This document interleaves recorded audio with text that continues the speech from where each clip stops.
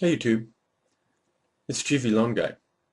It is 7/11/2012, and I thought I'd make a brief video today just because I wanted to point out a couple of things.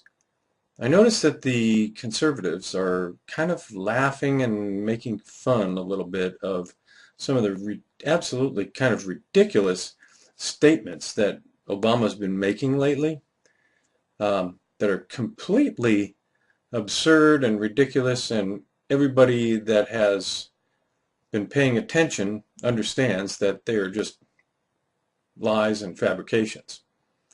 But here's the thing. I wouldn't downplay that. I wouldn't ignore that and just laugh at it, because here's the truth. I think there's saying that about 90+% of the people are really still not paying attention yet in terms of the voting public.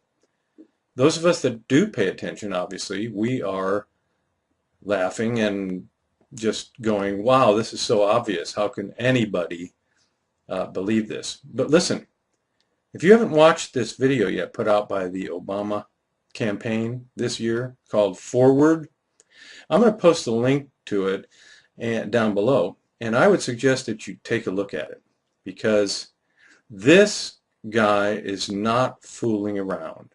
Remember, these guys are approaching this as a marketing campaign, an ad campaign.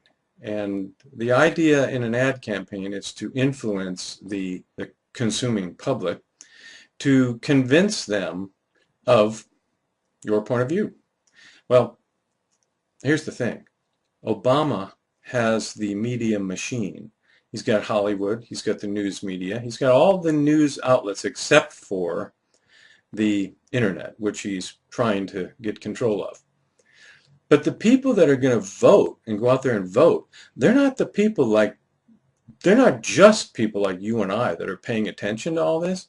They're also the dumb and stupid and lame and just believe what they're told, ignorant sheeple that just follow along.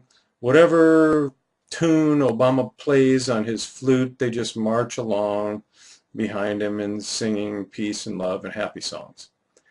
These are the kind of people that are going to show up for voting, because it's going to be clearly portrayed by Obama that if the Republicans are successful in getting Romney in office, they're not even considering Ron Paul, but if the Republicans are successful in getting Romney elected, then all that's going to happen is the Republicans are going to take away all the health care benefits that you've been given by Democrats.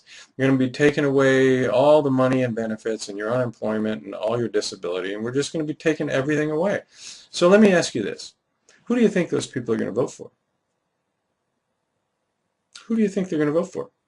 I wouldn't just laugh at these things that are being said by Obama today. He's just testing this stuff to see how it goes over. The truth is, the public is going to buy it.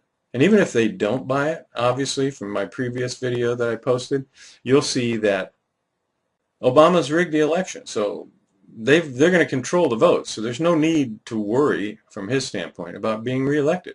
He can with confidence say to Putin, I'll talk to you after the election. Anyway, just my opinion.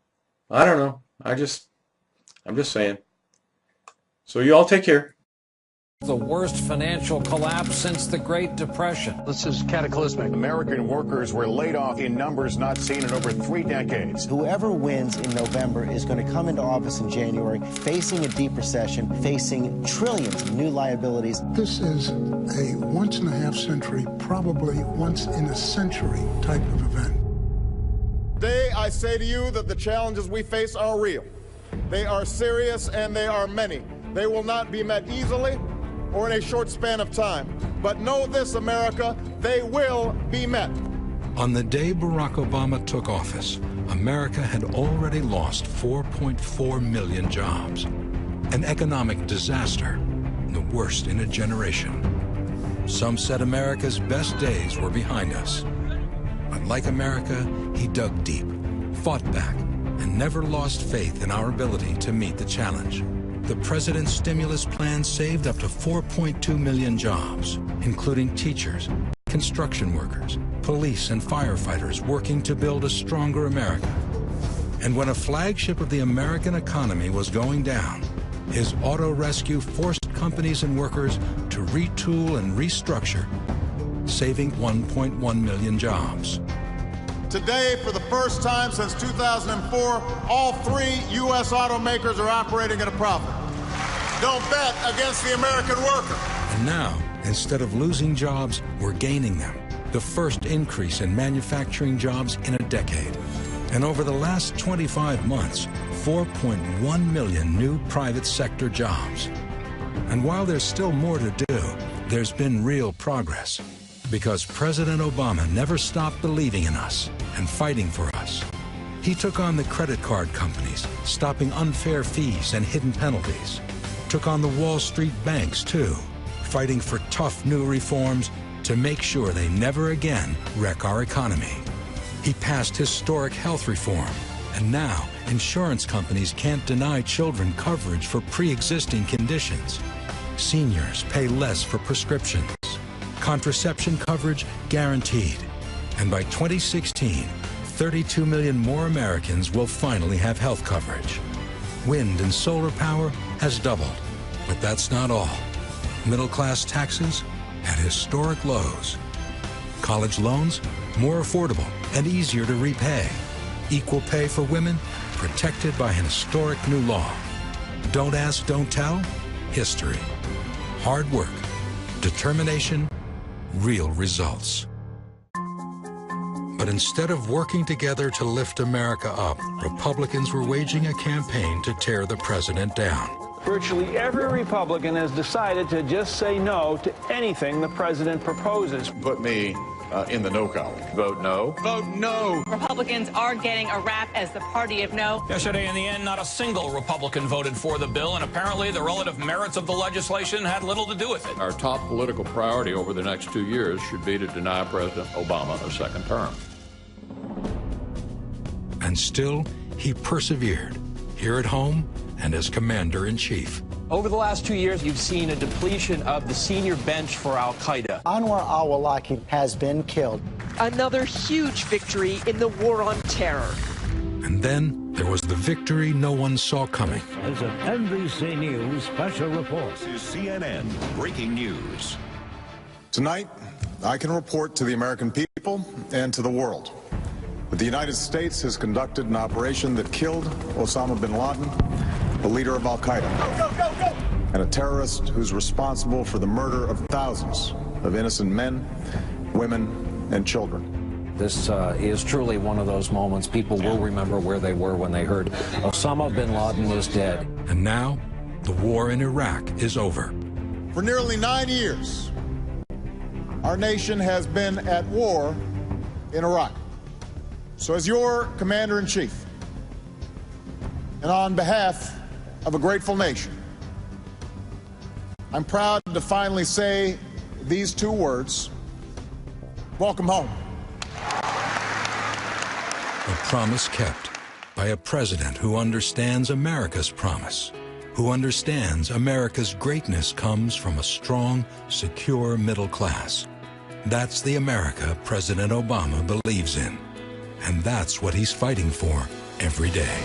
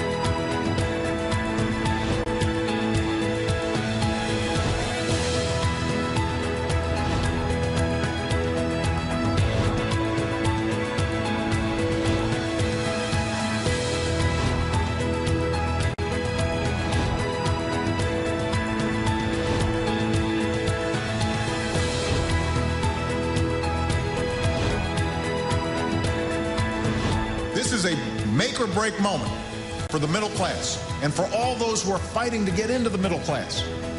Because what's at stake is whether this will be a country where working people can earn enough to raise a family, build a modest savings, own a home, secure their retirement.